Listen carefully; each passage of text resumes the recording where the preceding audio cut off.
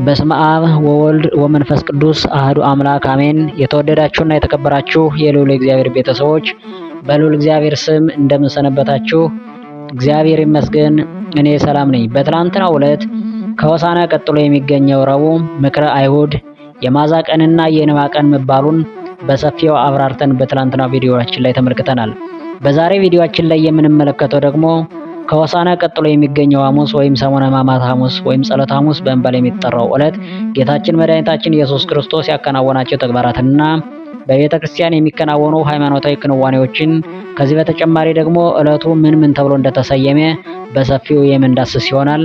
እግዚአብሔር ሰላም ጸጋና ፍቅር ከሁላችን ጋር ይሁን። አገልግሎቴ እንዲበረታ ላይክ፣ ሼር እና ሰብስክራይብ ያድርጉ።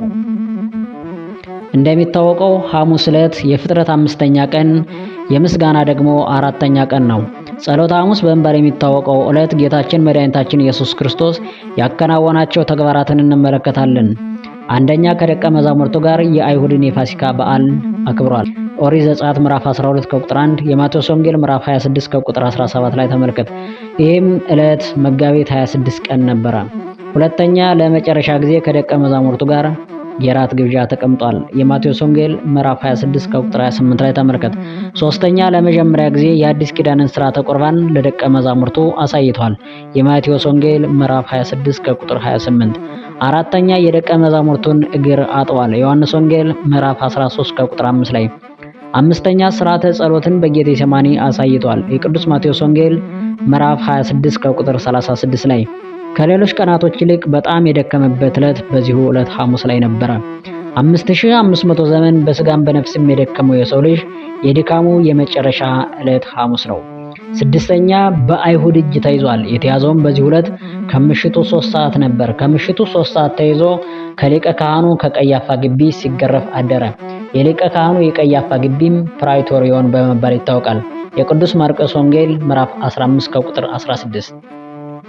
በዚህ ዕለት በቤተ ክርስቲያን የሚከናወኑ ሃይማኖታዊ ትውፊቶችን እንመለከታለን። የመጀመሪያው ጉልባን፣ ሁለተኛው ደግሞ ሕጽበተ እግር ነው። ጉልባን ንፍሮ ወይም ዳቦ።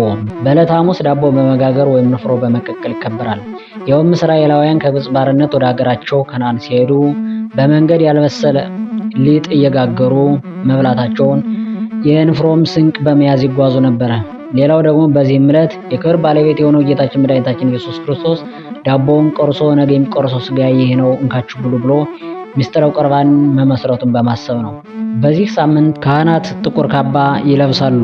ይኸውም የሰው ልጅ ለ5500 ዘመን የዲያብሎስ ባሪያ ሆኖ ስለቆየ ያንን መከራ በማሰብ ሐዘንን ለመግለጽ ነው። ዲያቆኑም ቃጭል እየመታ ጌታ ከመምጣቱ በፊት ምዕመናንን ወደ ቤቱ የመጥራቱ ምሳሌ ነው። ሁለተኛ ሕጽበተ ሐሙስ የሚቀጥለው ስያሜው ላይ እንመለከታለን። ዕለተ ሐሙስ ስያሜዎችን ስንመለከት የመጀመሪያው ጸሎተ ሐሙስ በመባል ይታወቃል። ጌታችን መድኃኒታችን ኢየሱስ ክርስቶስ በጌቴሴማኒ የአትክልት ቦታ የጸለየበት ዕለት ስለሆነ ዕለቱ ጸሎተ ሐሙስ በመባል ይታወቃል። ጌቴሴማኒን ለጸሎት የመረጠበት ምክንያት ጌቴሴማኒ በአትክልት የተከበበ ቦታ ስለነበር እናንተም ስትጸልዩ ቤታችሁን ዘግታችሁ ጸልዩ ወይም በስውር በድብቅ ጸልዩ እንጂ በአደባባይ ጸሎታቸው አይሁን ብሎ እኛን ለማስተማር ነው። የቅዱስ ማቴዎስ ወንጌል ምዕራፍ 26 ከቁጥር 31። ሁለተኛ ሕጽበተ ሐሙስ ይባላል። ጌታችን መድኃኒታችን ኢየሱስ ክርስቶስ በዚህ ቀን የደቀ መዛሙርቱን እግር ያጠበበት ዕለት ነው። በዚህም ምክንያት ሕጽበተ ሐሙስ እየተባለ ይጠራል። መታጠብ፣ ንስሐ መግባት፣ አለበዚያ ደግሞ ንጹህ መሆን ነው። ስለዚህ ንስሐን የሰራበት ዕለት ናት ማለት ነው። ከደቀ መዛሙርቱ መካከል ለመጀመሪያ ጊዜ የታጠበው ቅዱስ ጴጥሮስ ነው። ከሌሎቹ ደቀ መዛሙርት ሲነጻጸር የዕድሜ ባለጸጋ ነበርና ነው። ለሐዋርያትነት ሲጠራ ዕድሜው 32 ዓመት ሲሆን እግሩን ሲታጠብ ደግሞ ዕድሜው 35 ነበረ። ዮሐንስ ወንጌል ምዕራፍ 13 ከቁጥር 15። ሶስተኛ ትእዛዘ ሐሙስ ይባላል።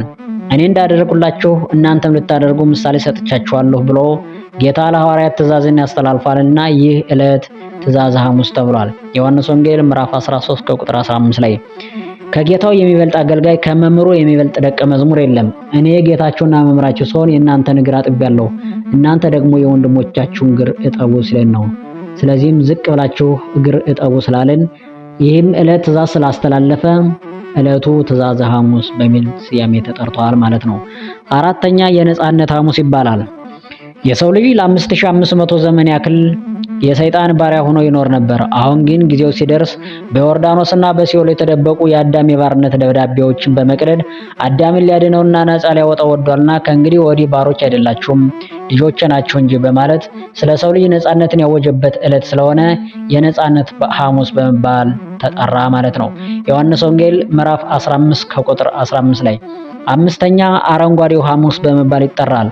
ይህ ዕለት አረንጓዴው ሐሙስ የተባለበት ምክንያት ጌታ ጸሎትን በጌቴሴማኒ የአትክልት ቦታ የተከበበ በዚህ ቦታ ስለጸለየ ነው። ጌቴሴማኒና አካባቢ ሁሉ በእጽዋት የተከበበ ስለሆነ እጽዋት ደግሞ ቀለማቸው አረንጓዴ ስለሆነ ስለዚህም ጌታችን አረንጓዴ በሆነ ቦታ ላይ ስለጸለየ ይህ ዕለት አረንጓዴው ሐሙስ በሚል ስያሜ ተሰይሟል ማለት ነው።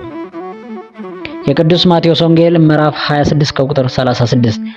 አምስተኛ የሚስጥር ቀን ስድስተኛ የሚስጥር ቀን ሐሙስ ይባላል። ከሰባቱ የቤተ ክርስቲያን ሚስጥራት መካከል አንዱ የሆነው ሚስጥረ ቁርባን የተመሰረተበት የተሰራበት ዕለት ስለሆነ ይህ ዕለት የሚስጥር ቀን ሐሙስ በሚል ተሰይሟል። የማቴዎስ ወንጌል ምዕራፍ 26 ከቁጥር 28 ላይ።